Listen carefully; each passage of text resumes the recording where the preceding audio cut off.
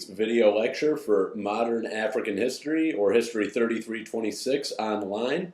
So, the topic for this week is the spread of Islam and the rise of the Swahili states in East Africa. Last week we were looking at the spread of Islam across North and West Africa, and this week we're going to turn our attention to how most of East Africa is going to become dominated by the Islamic religion, and that is going to be happening by the consolidation and rise of what we call the Swahili states. So like with last week's lecture where we found out that the word Sahel or Sahelian means coast in Arabic, we're also finding out that Swahili is another derivative of that word. The Arabic world largely saw the people living on the fringes of the Sahara in North and West Africa as living on the coast of a desert ocean. Now the Swahili people live on an actual physical coast along the Indian Ocean on the eastern side of Africa. So you'll see in the slideshow the maps locating where these various states started cropping up along the East African coast. But really the underpinning of Swahili society is trade. And at the basis of the style of trade that they're doing long-distance trade over the Indian Ocean, and they need to rely on the weather patterns in this region of the world to help facilitate that trade movement. So there's monsoons are going to be what's moving people around the Indian Ocean world. It's what's connecting Asia to Africa and vice versa, putting people in contact with the Middle East and the Arabian Peninsula. So there's two basic monsoons that are being used for trade here in this Indian Ocean sort of region or basin. The first is the wet monsoon, which runs from May until September of each year. And what would happen during the wet monsoon is the winds would push you from Asia all the way over to Africa. And then those winds, the monsoon winds, reverse. In between October and April, they have what they call the dry monsoon.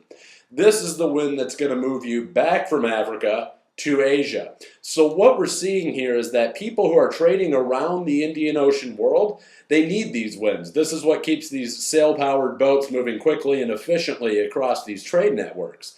But something unique is going to happen here. What we're going to see is that because of the way that these monsoon winds work, traders, whether they be from Africa or Asia, are going to end up staying in the other spot for months at a time. We have this break in between September and October where there is no wind, and people are going to be stuck. If you had come to Africa from Asia, you're going to be stuck there until the winds pick back up in October, at which point you'll have that opportunity to make your way back to Asia. And the same thing is true for African traders trading on the Asian continent. They're going to have to basically just sort of sit in between April and May waiting for those winds to reverse course so they can get back home. What this means overall is that people are not just getting together and, hey, let's trade some goods back and forth. Okay. They're actually staying in the community in which they're doing long-distance trade. And what that means is that these are going to become intercultural mixing centers. People are going to not just be doing business with one another, but living right alongside each other, speaking each other's languages, learning each other's cultural customs, etc.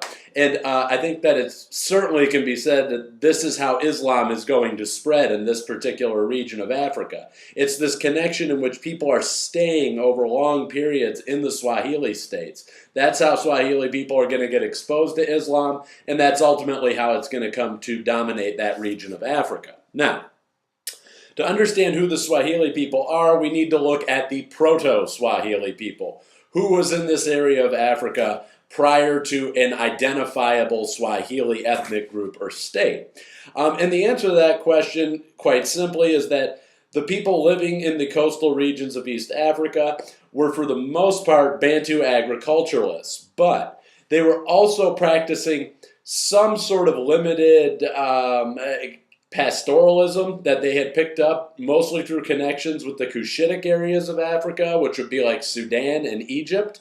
But basically, it's pastoralists and agriculturalists. They look very similar to the other decentralized people of sub-Saharan Africa.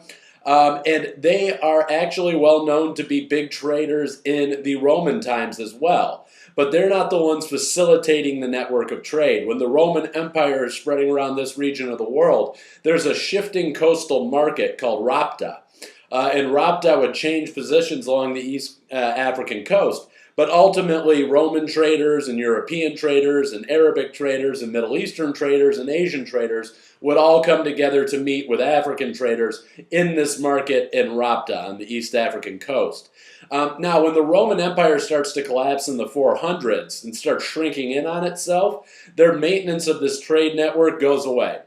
And what this tells us about the Swahili people is they were not the ones running that trade in the early days, the 4th and 5th century, when they were heavily engaged in those East African markets. The fact that the Roman Empire collapses and then the markets all collapse alongside them means that it really was the Romans facilitating that trade. So we're not really going to see anything from the Swahili coast in terms of a global outlook or a transnational outlook. They're not going to reemerge again until about the 8th century Common Era, or the 700s. And so trade during that time is going to be what brings Islam to the Swahili coast and helps to form the identity of Swahili people as Muslims. As you are probably aware, Islam is spreading very heavily ever since Muhammad's death, and it's spreading all throughout the 700s. So the fact that it's the 8th century when Swahili trading states start to become prominent again, I don't think is necessarily a coincidence. I think what's happening here is that Islam is becoming an expansive force in the Arabian Peninsula and slightly beyond, and that is the point in time in which the Swahili markets are going to reemerge to become a transnational player. They're going to refill the old position they held under the Roman Empire, but they're going to be doing this under a succession of Arabic dynasties shortly after that. So Islam spreads really rapidly. Before 1000 Common Era, most of the Swahili states are very firmly Islamic. And not only does it spread rapidly around the Swahili states, it Africanizes quickly.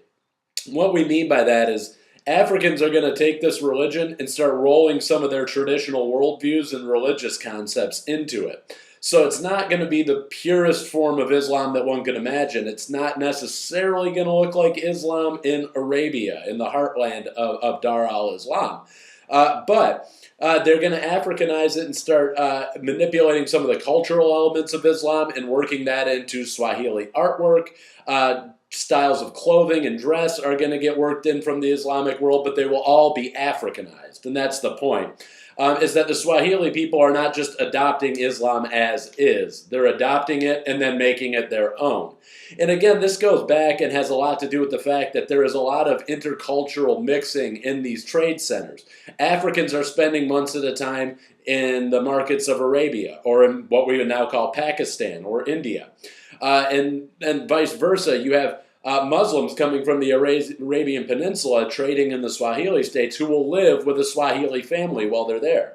When you have this kind of close connection between individuals, you'll eventually see the spread of religion there as well. Now, the real heyday of the Swahili states is going to come between 1000 Common Era and 1500 Common Era.